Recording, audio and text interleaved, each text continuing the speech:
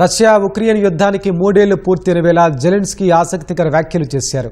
ఉక్రెయిన్లో శాంతి స్థాపన కోసం అధ్యక్ష పదవిని వదులుకునేందుకు సిద్ధంగా ఉన్నట్లు ప్రకటించారు. తనను అమెరికా అధ్యక్షుడు డొనాల్డ్ ట్రంప్ నియంత అని అభివర్ణించిన నేపథ్యంలో దశాబ్దాల తరబడి అధికారంలో ఉండాలని తానేం అనుకోవట్లేదని జెలెన్స్కీ అన్నారు.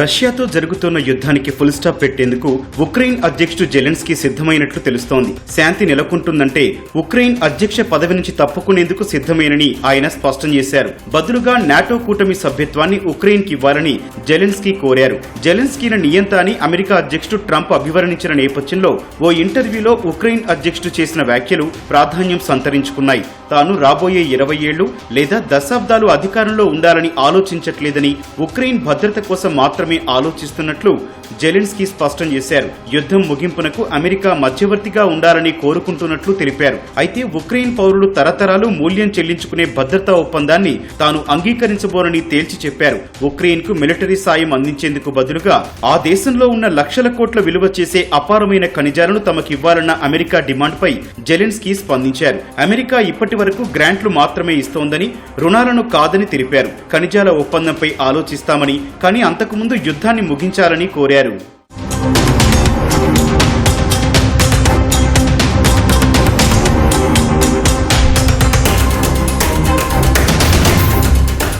2014 ఫిబ్రవరి 20న ఉక్రెయిన్ రష్యా పోరు మొదలైంది. ఉక్రెయిన్ భద్రత కోసం నాటో సభ్యత్వం అవసరమని జెలెన్స్కీ భావించడం రష్యాధీశుడు పుతిన్ కు తీవ్ర ఆగ్రహం తెప్పించింది. తమ సరిహద్దుల వరకు నాటోను విస్తరించడం పుతిన్ కు ఏమాత్రం అంగీకారం కాదు. ఈ క్రమంలో 2022 ఫిబ్రవరి 24న ఉక్రెయిన్ పై పూర్తిస్థాయి యుద్ధాన్ని మాస్కో ప్రకటించింది. ఉక్రెయిన్ తొందరలోని దారికొస్తుందని పుతిన్ భావించినప్పటికీ ఆ ఆలోచన తలకిందులైంది. బైడెన్ నేతృత్వంలోని అమెరికా ఇచ్చిన ఆయుధ సహకారంతో మాస్కో బలగాలను కీవ్ సైన్యం సమర్థంగా తిప్పికొట్టింది. అయితే క్రమక్రమంగా దాడి తీవ్రతను పెంచిన పుతిన్ సేనలు ఇప్పటి వరకు 1/5 ఉక్రెయిన్ భూభాగాలను ఆక్రమించినట్లు సమాచారం.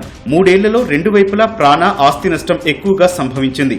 ఉక్రెయిన్ పట్ల ట్రంప్ వైఖరి ముందే తెలిసిన బైడెన్ తాను పదవిలో ఉన్నంత కాలం ఎంత వీలైతే అంత ఆర్థిక ఆయుధ సాయాలను కీవ్ కు అందించారు. అమెరికాలో ట్రంప్ అధ్యక్షుడయ్యాక ఉక్రెయిన్ పరిస్థితి పెనంలో నుంచి పొయ్యిలో పడ్డట్లయింది. ఉక్రెయిన్ కు సాయం చేసేందుకు ట్రంప్ నిరాకరిస్తున్నారు. సాయం చేయాలంటే తమతో ఖనిజాల ఒప్పందం కుదుర్చుకోవాలని షరతు పెడుతున్నారు.